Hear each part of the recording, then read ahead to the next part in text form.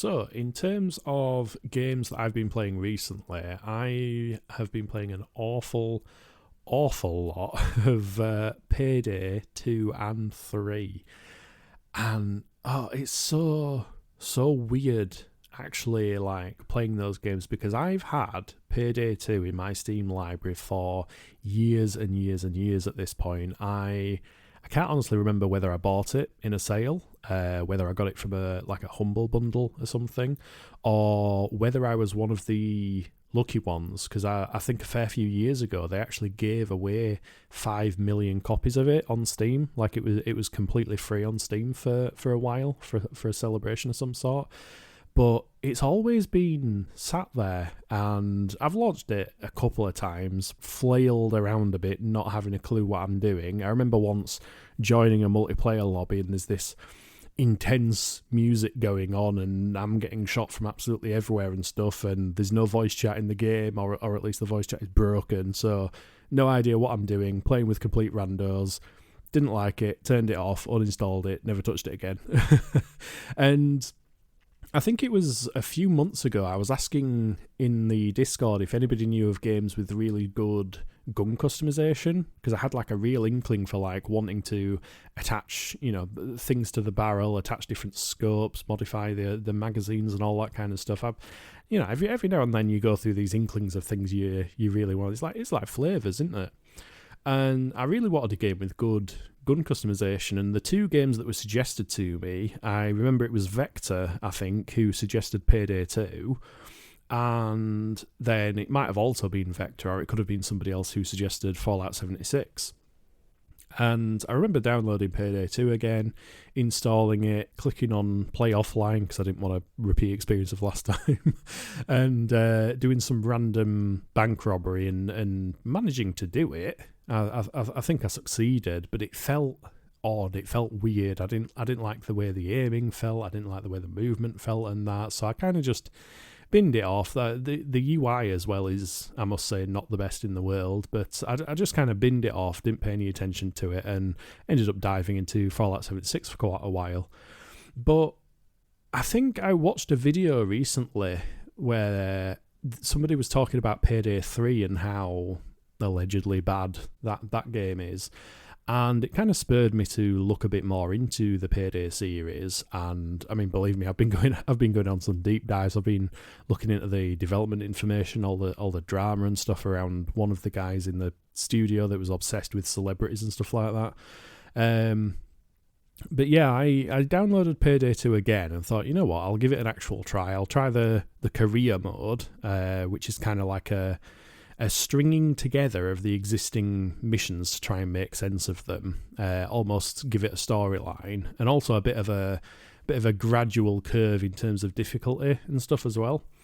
And as I started getting into it and playing it more, first of all, playing with a controller was hugely helpful. Like, I'm so bad at seeing enemies when it's something that looks when it's something that isn't stylized, like say Warframe, for example, where the enemies can kind of blend into the background. I was getting the same thing on Payday 2, where all of the enemies were just part of the scenery, and I find it hard to visually tell between them.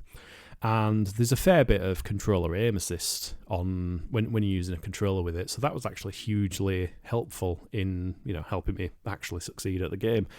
But as I got more into it and I'm playing more of these missions and realizing, I think the key thing I realized is that there is an impressive attention to detail in these maps. Like, it's not something visually mind-blowing, it's not the most graphically intensive game in the world. It kind of looks like something from around the time of Half-Life 2, which I guess actually it probably was, because it was inspired by Left 4 Dead. And I had a bit of a mindset shift because I love stealth games. I absolutely adore, like, the Metal Gear series, for example, or Thief, even better. Thief, I absolutely adore.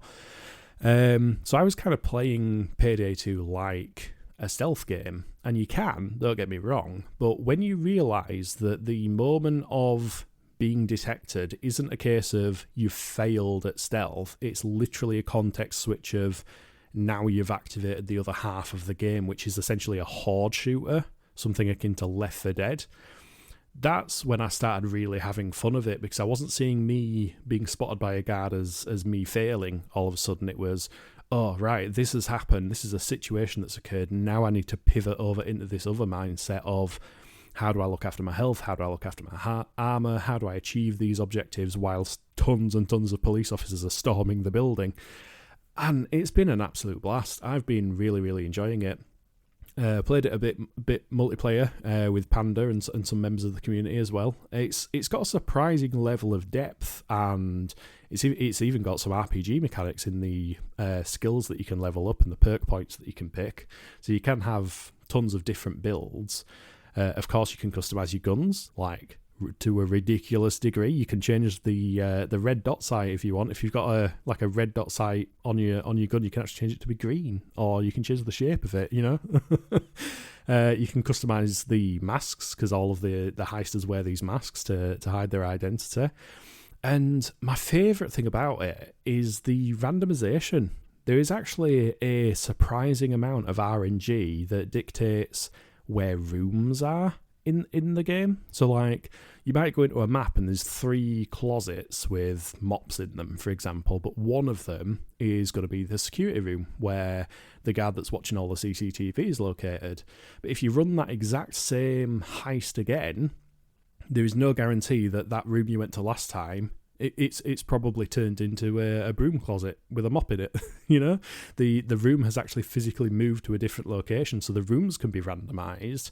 The objective locations can be randomized. There's a bunch of secret weapon packages you can find hidden around the levels as well. That can be randomized, and even whether you escape in a van or a speedboat or a helicopter, for example, that can be randomized. So every single time you play in this game, it's really fresh and exciting. You never quite know what you're going to get. So if you do have it in your library, do give it a check. If you do fancy playing multiplayer, give us a shout in the Discord. Payday 3 is great feeling. I can see that it does need a bit more work. It's kind of lacking some of that randomization, which I think was core for Payday 2 being so fun and you know, so replayable.